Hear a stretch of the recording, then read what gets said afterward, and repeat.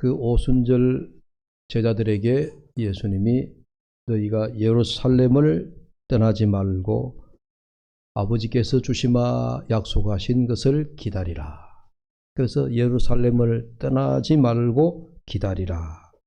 그게 이제 우리가 사도행전 1장에서 강조한 부분이죠. 이제 과연 사도행전 2장에 들어오니까 약속이 이루어지는데 성령 강림의 임하심이 거기에 나타나고 있습니다. 2장 1절에 보시면 오순절 날이 이르매 그들이 다 같이 한 곳에 모였다라고 하는 것으로 시작하는 이 1절이 오순절 날, 그러니까 제자들이 이제 예루살렘을 떠나지 않고 오순절이 되기까지 계속 머물면서 성령이 임하시기를 기도했다. 이제 그렇게 볼 수가 있죠. 여러분, 이게 오순절은 이미 여러분들이 잘 아시지만 이 오순이라고 하는 말은 50일을 가리키는 말입니다. 오순이라고 하는 말이 50일이 된다. 그러니까 이 50일은 어떤 기준을 두고 있는가 하면 유대 절기 가운데 우리가 유월절을 지키고 이어서 또 무교절을 지키죠.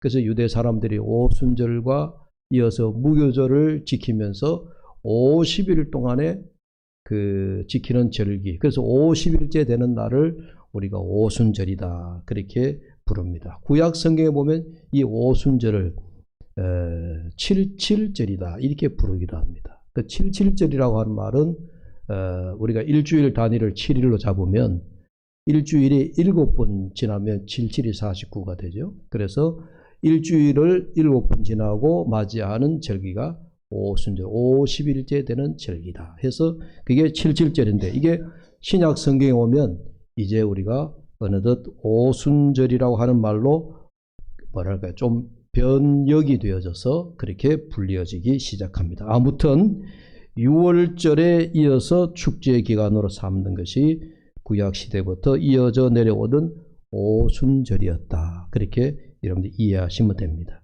근데 초대교회 최대 사건이 뭐냐? 초대교회가 시작되면서 최대의 사건은 오순절날을 기점으로 해서 성령이 임하신 이 사건이 가장 큰 사건이다. 그렇게 볼 수 있습니다. 우리가 소위 이제 성령 강림, 성령의 임하심. 여러분 2절을 보십시오. 2절에 보면 호련히 하늘로부터 급하고 강한 바람 같은 소리가 있어 그들이 앉은 온 집에 가득하며. 여러분들이 예수 믿으면서 가장 사모하는 것 중에 하나가 성령 충만이에요. 그 성령 충만이라고 하는 말은 이미 내 마음속에 성령이 임하셨다. 성령 임하심은 우리가 일회적으로 우리가 세례를 한번 받듯이 성령 강림도 어떻게 보면은 내게 일회적으로 한 번의 임하심이에요. 그러나 한 번의 성령 임하심으로 말미암아 그거로 끝나는 것이 아니고 우리가 그 성령 강림, 성령 임하심을 계속 유지해 가기 위해서는 이제 그 다음에 필요한 것이 이제 성령 충만인 것입니다. 여러분들 성령을 받지 않으셨다는 얘기 아니에요. 여러분들이 다 성령 받으셨어요. 할렐루야.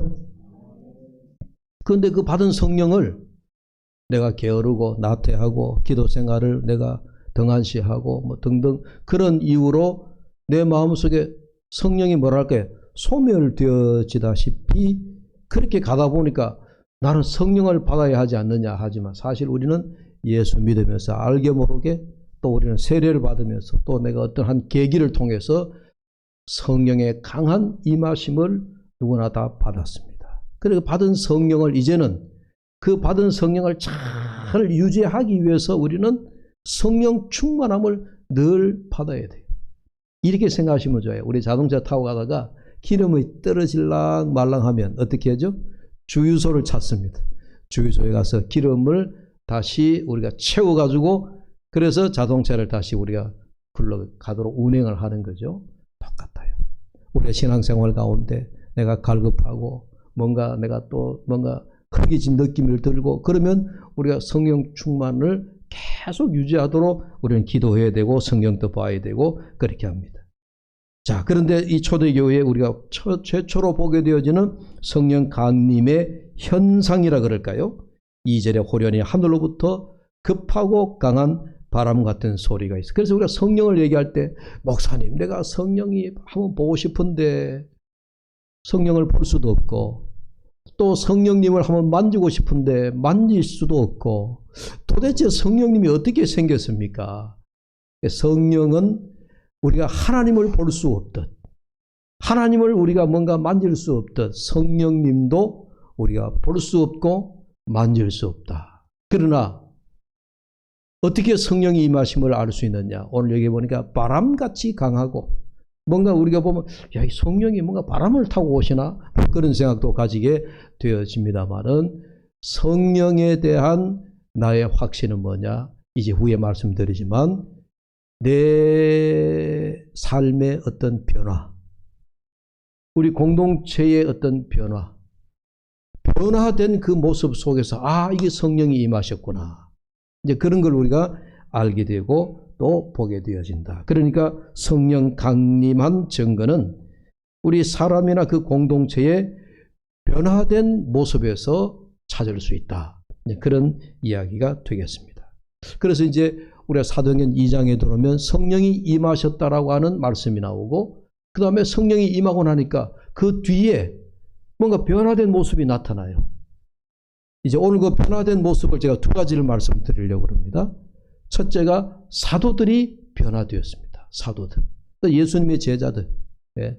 이제 제자들이 우리가 교회 이제 그 역사에 보면 예수님의 부활을 성천하시고 그 제자들과 더불어서 이제 초대교회가 형성되면서 나가는 그 예수님의 제자들을 그 이후에 우리가 보면 사도들이다.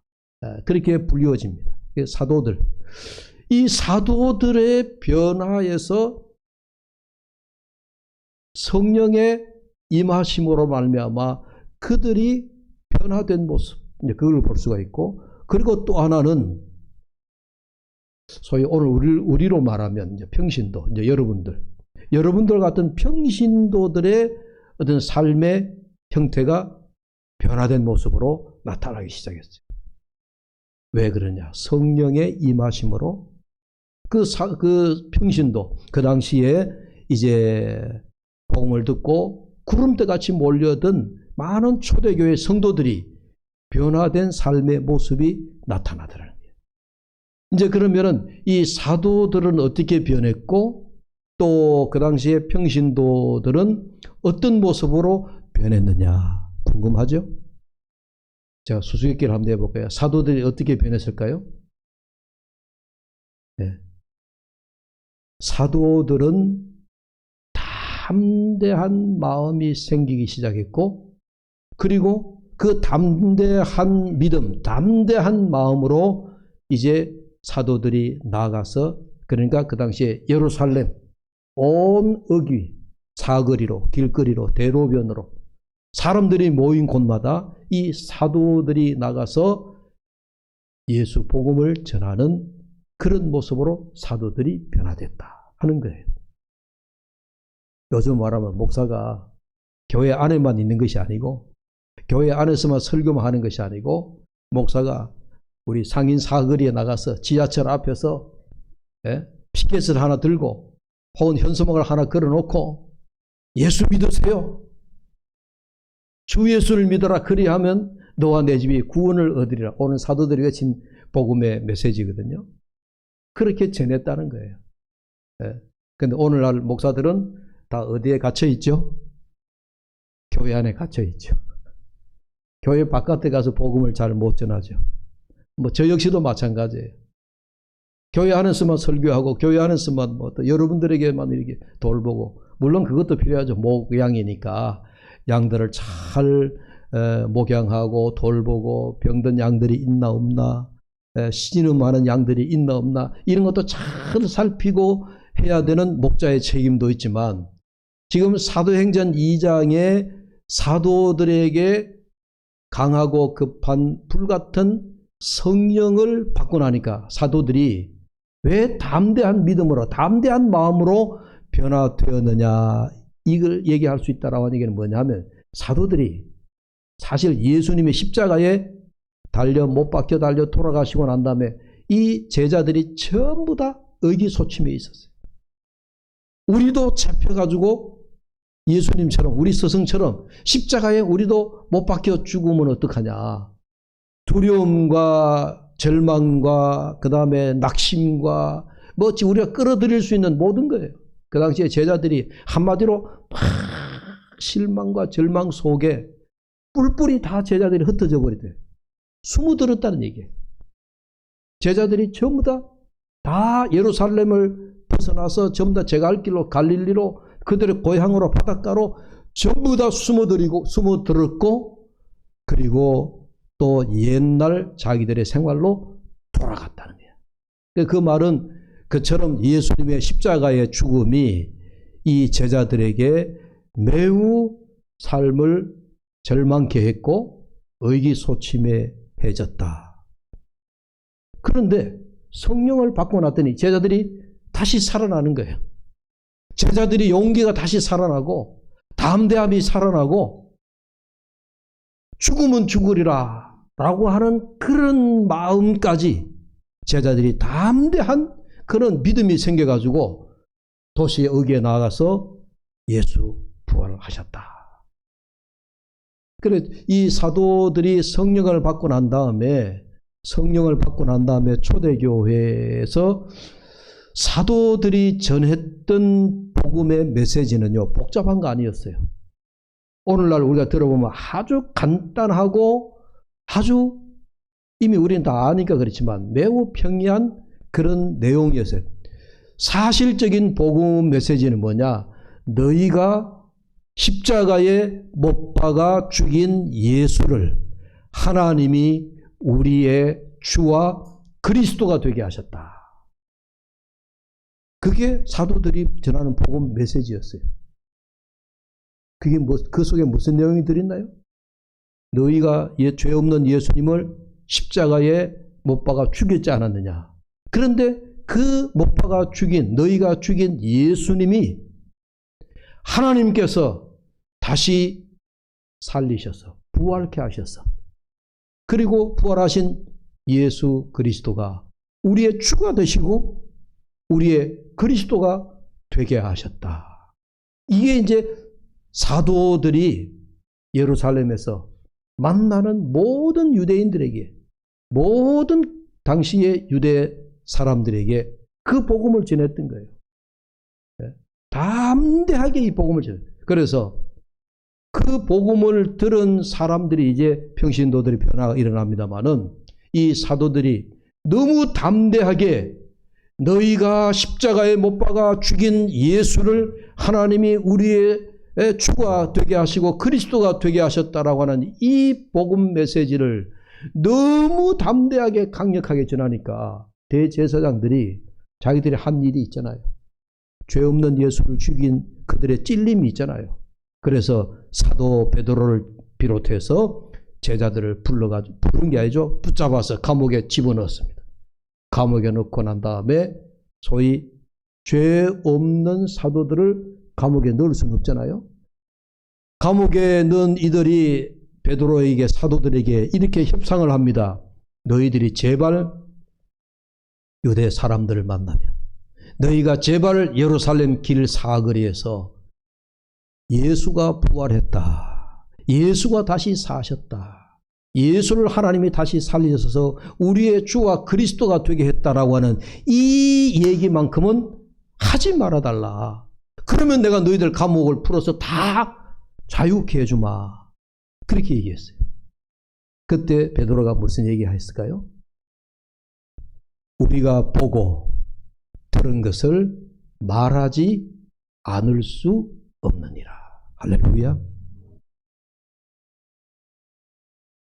베드로를 비롯해서 모든 사도들이 얼마나 담대한 믿음이 생겼는지, 전에는 도망쳤던 이 제자들이, 예수님이 십자가에 달려 돌아가시자 뿔뿔이 다 흩어졌던 제자들이, 급에 질려 있었던 제자들이, 낭망하고 실망하고 절망 가운데 있던 이 제자들이 성령을 받고 난 다음에 담대하게 예수 그리스도가 다시 살아나셨다, 그리고 하나님이 그를 우리의 주와 그리스도가 되게 하셨다라고 하는 이 말을 너무 담대하게 외치니까 감옥에 들어갔지만 감옥에 들어가서도 찬송을 부르고 기도하고 도저히 대제사장들을 비롯해서 이 사도들을 감옥에 매어 놓을 수가 없는 거예요. 말을 못하게 해도 왜? 우리가 보고 들은 것을 말하지 않을 수 없느라. 여러분, 증언자라고 하는 것이, 예? 내가 눈으로 본 사실을, 소위 우리가 팩트라고 얘기하잖아요. 예수님이 다시 살아난 걸 봤어요. 예수님이 부활하신 것을 봤어요.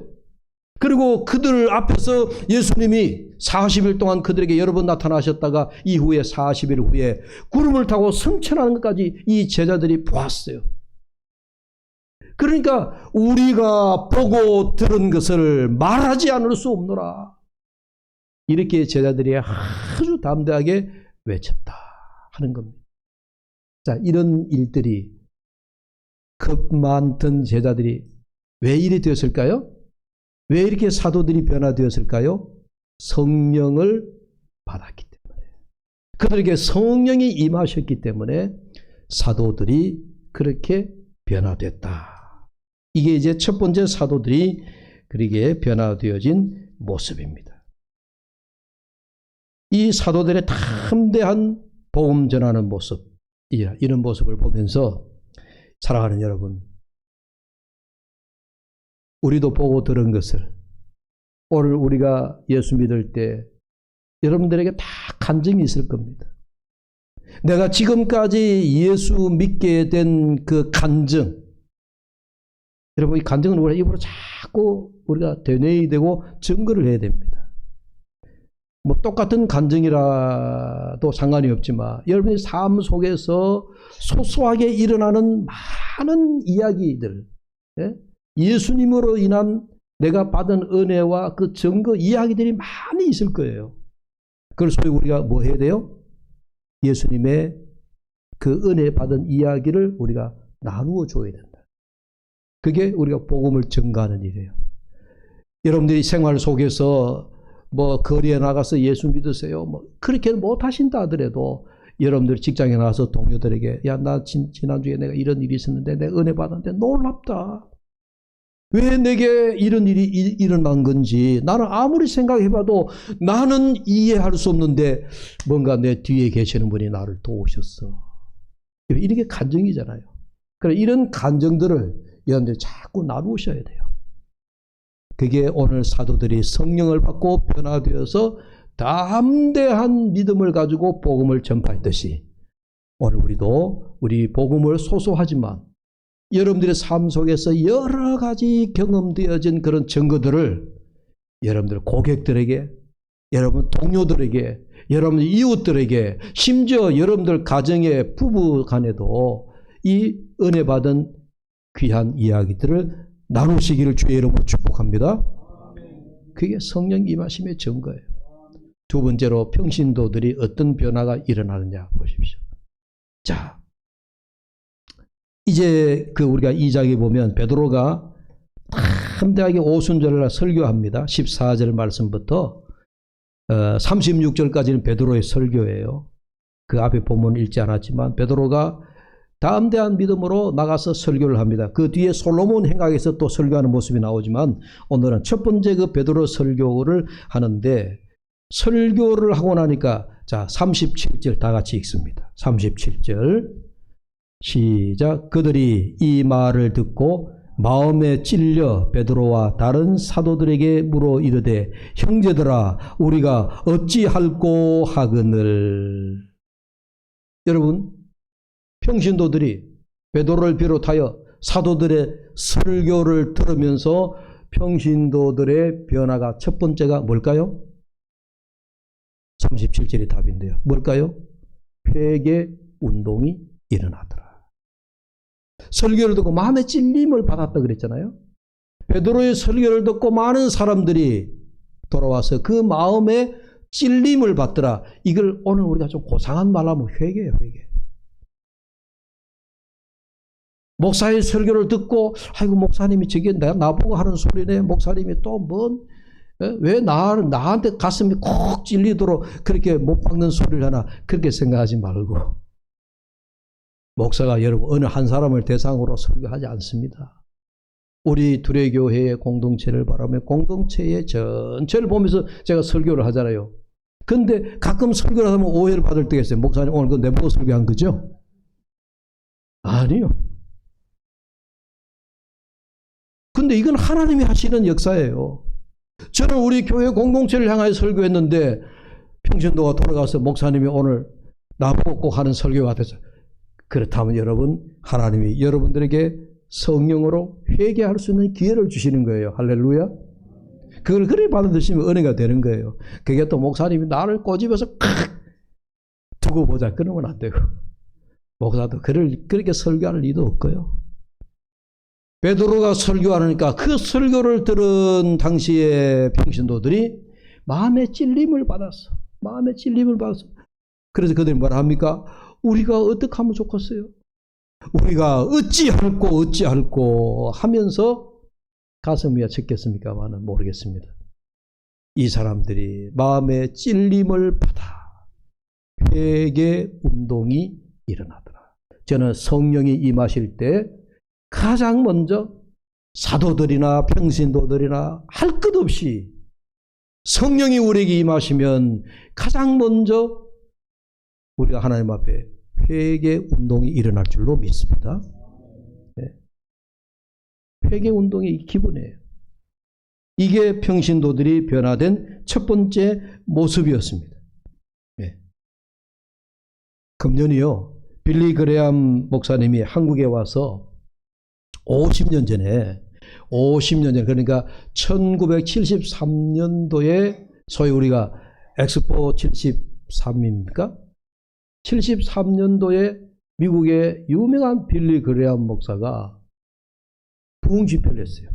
하루만 한 게 아니고 이제 여의도 집회에서는 한 번 했겠지만 여러 지역을 다니면서 우리 한국에 집회를 했는데, 그러나 최종적으로 그 당시에 여의도 광장에서 100만 명이 넘는 온 전국의 우리 그리스도인들이 다 모여가지고 전도 집회를 했는데, 우리 한국교회사의 빌리 그레암 목사님의 엑스포 73 그 전도 대부흥 집회가 우리 한국교회 부흥의 역사에 한 획을 그었습니다.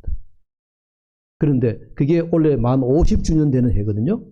그래서 그 당시에 대회를 개최했던 극동방송 이사장인 김장한 목사님이 50주년을 기념해서 이제 빌리 그레암 목사님은 죽었어요. 그 아들이 플랭클린 그레암이라고 하는 그 아들이 와서 50년 만에 그 50주년을 기념을 해서 얼마 지난 6월 3일인가 하여튼 서울 상암 체육관에서 제2의 빌리 그레암 전도대회를 했습니다. 제가 생각에 73년도만큼 폭발적인 그런 복음의 역사는 아니다 할지라도 좌우지간 50주년 되는 해를 기념을 해서 아들 그레암 목사가 와서 부흥 집회를 했는데, 아무튼 여러분 우리 한국교회 역사에 그거보다도 더 끝을 올라가면 1907년이라고 하는 우리 한국교회사의 소위 평양 대부흥운동이라고 하는 그런 아주 역사적인 날이 있습니다. 몇 년도라고요? 1907년도. 1907년. 100년도 넘었어요. 조선사회가 아주 어렵고 일제의 어떤 그런 강쟁이 속에서 엄청 우리 모든 백성들이 기가 죽어 있고 마음이 눌려 있고 예수 믿는 사람들도 어떻게 할지 몰랐어.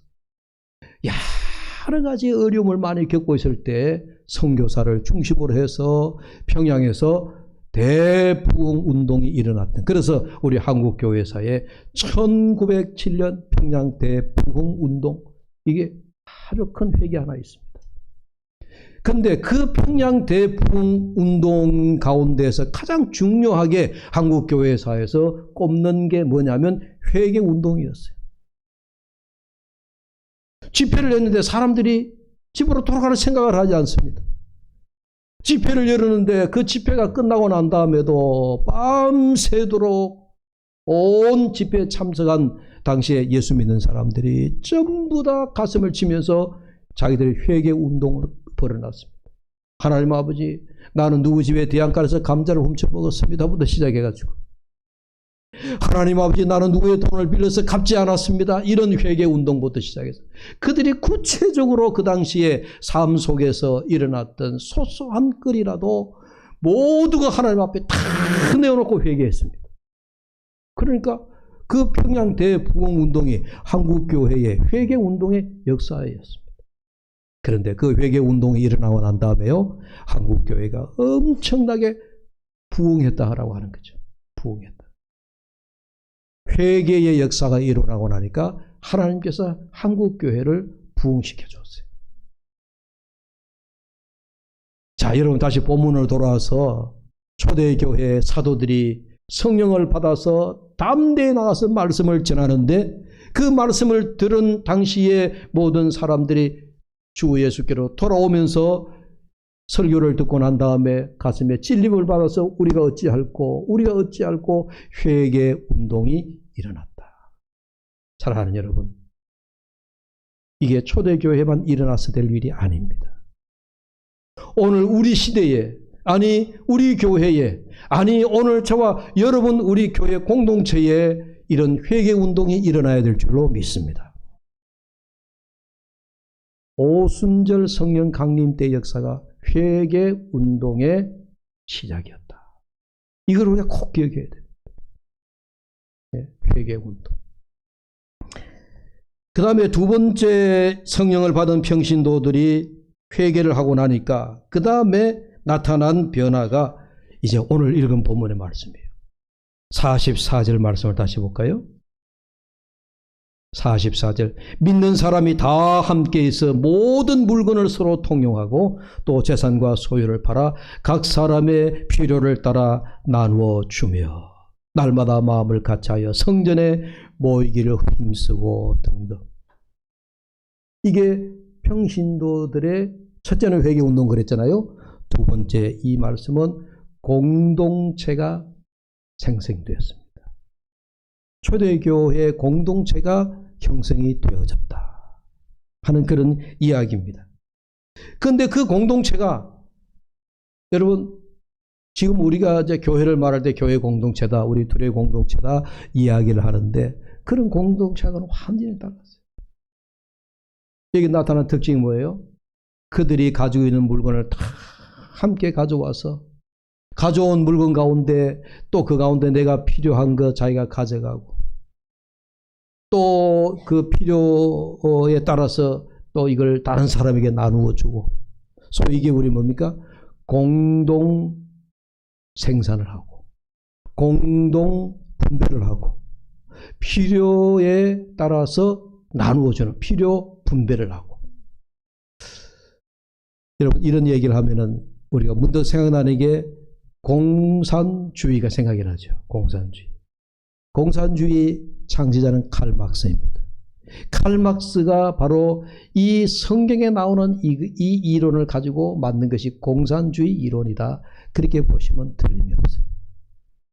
그런데 시작했던 그 공산주의라고 하는 것은요, 지금 우리가 북한 때문에 또 나쁜 공산주의자들 때문에 우리가 굉장히 어떤 의미에서 우리가 잘못 오해하고 있는 부분이 없잖아 있는데, 본래 우리가 성경에서 말하는 공동생산을 하고 함께 공동체 생활을 하고 함께 또 필요에 따라서 나눠주고 이런 공동체가 형성되어서 공동생활하는 이 모습은요, 초대교회의 아주 전형적인 모습이었다.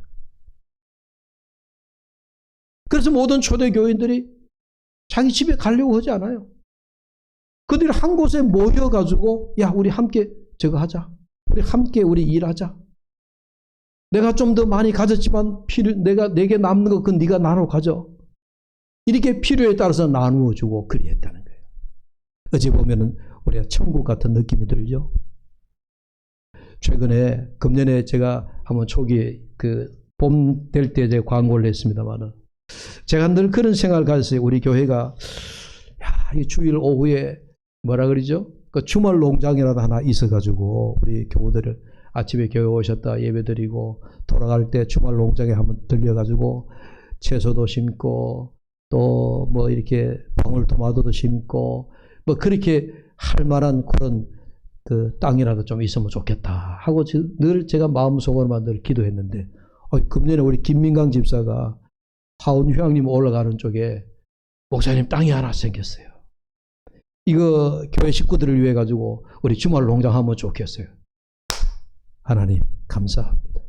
그래가지고 제가 한번 강구했잖아요. 주말 농장 하실 분들을 모집했는데 많은 분들은 안 오셨지만 요즘 그 주말 농장 하는데요. 상추도 나고요. 깻잎도 나고요. 그 다음에 또 방울토마토 아직 안 나오지만 방울토마토도 있고요. 그 다음에 뭐 대파도 심어놨고요. 옹기종기 집사람들마다 몇 분들이 막 심어놨어요. 이제 여름이 깊어가면 수박도 나올 거예요. 근데 제가 어제도 이제 주일 준비를 해놓고 잠깐 그 농장에 갔다가 야 농장에 보니까 막 상추니 깻잎이니 뭐가 고막고막 자라는 걸 보니까 이거 누구라 할 것도 없어요. 고랑에는 주인이 다 있어요. 자우지가 자기가 가꾼 고랑 주인이 있는데 요거 내 거다 하고 내만 따먹는 게 아니고 오면 집사님들이 서로가 자기 필요한 거 따서 먹는 거예요. 이게 초대교회의 모습과 같구나. 오면 누구든지 일할 수 있고 누구든지 또 필요한 거 가져가서 생활할 수 있고 뭐 이거는 이제 하나의 작은 이해가 됩니다만은 여러분 초대교회가 이 공동체가 형성이 됐는데 성령을 받은 자들이 중심으로 이루어져서 그들이 함께 필요한 것을 나누고 함께 공유하고 하는 아름다운 공동체가 형성되더라.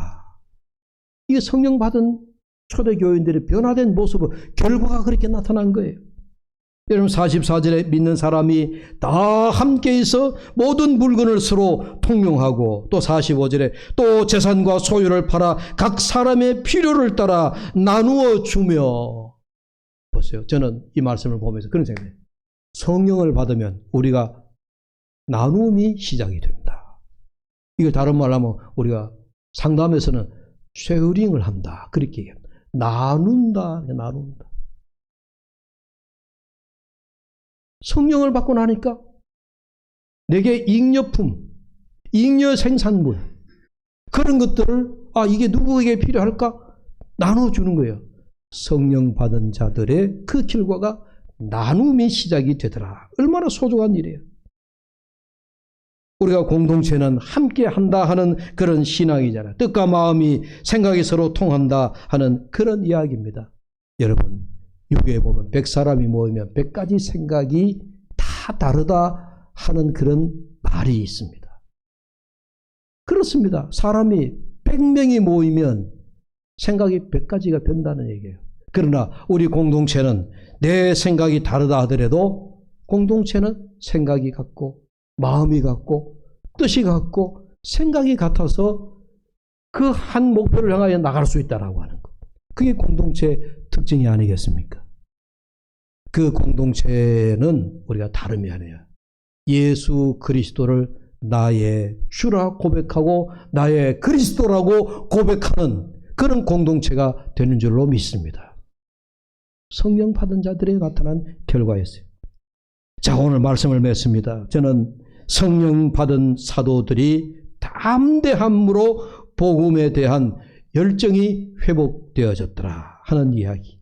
또 평신도들의 그 변화가 첫째는 회개운동이요 공동체가 형성되어졌더라 하는 이야기.